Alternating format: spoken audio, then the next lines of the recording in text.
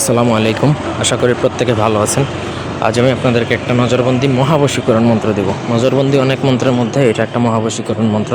চোখে চোখে তাকিয়ে যে নজরবন্দি করা হয়, কাউকে চোখের মাধ্যমে তাকিয়ে ইনস্ট্যান্টলি তাকে মোহিত করে নিজের বশীভূত করারই নজরবন্দি বলা হয়।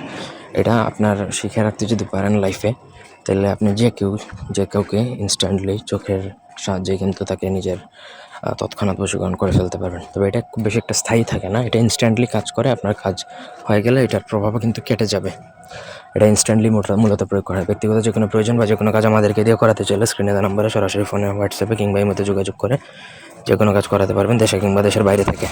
তো প্রথমত আপনাকে যে কোনো শনি বা মঙ্গলবার দিনে শ্মশান ঘাটে উলঙ্গ অবস্থায় এই মন্ত্র 108 বার পরে সিদ্ধ করে নেবেন। জপ করবেন 108 বার উলঙ্গ হয়ে শ্মশান ঘাটে যেয়ে, তাহলে এটা সিদ্ধ হবে। সিদ্ধ হয়ে যাওয়ার পরে আপনি এটা মন্ত্র যে কোনো সময় যে কারোর উপর প্রয়োগ করতে পারেন। ঠিক আছে? তো অমুকের জায়গায় শুধুমাত্র মন্ত্রের নাম উচ্চারণ করতে হবে। সিদ্ধের সময় নাম উচ্চারণ করার প্রয়োজন নেই। প্রয়োগ যখন করবেন তখন নাম উচ্চারণ করবেন। আর মনে করেন আপনার সামনে কেউ আছে, এখন আপনি তাকে নজরবন্দি করবেন, তখন আপনি জাস্ট তার নাম জানা লাগবে। নাম জেনে আপনি তার চোখের দিকে তাকিয়ে এক নিঃশ্বাসে এই মন্ত্র 7 বার পড়বেন। কারণ আপনার দম একটু আটকে যেতে পারে, কিন্তু এক নিঃশ্বাসে 7 বার পড়ে তার চোখের দিকে আস্তে করে একটা ফু দেওয়ার চেষ্টা করবেন।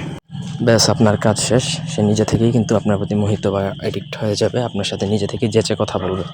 যদি কোনো মেয়ে বা পুরুষ ইন্ট্রোভার্ট টাইপের হয়, সেক্ষেত্রে আপনি একটু কথা বলা শুরু করবেন, দেখবেন যে সে সম্পূর্ণরূপে আপনার নিয়ন্ত্রণে চলে আসছে। তখন চাইলে আপনি তাকে দিয়ে যে কোনো কিছু করাতে পারেন, ভালো মন্দ থেকে শুরু করে একদম শারীরিক মিলন পর্যন্ত তাকে দিয়ে করাতে পারবেন। 100% গ্যারান্টি দিচ্ছি। এই ছিল আজকের ভিডিও। ধন্যবাদ।